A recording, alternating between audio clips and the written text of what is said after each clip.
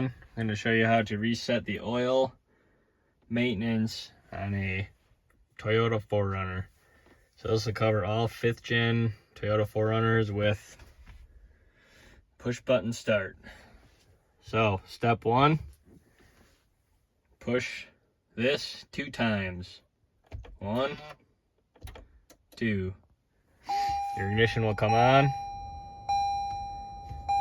Next step, this odometer button right here.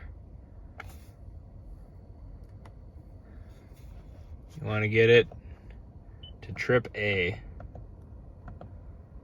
Trip A right there.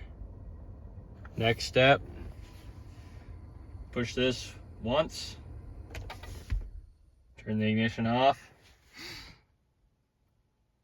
Next step, push this and hold this odometer. Hold that in.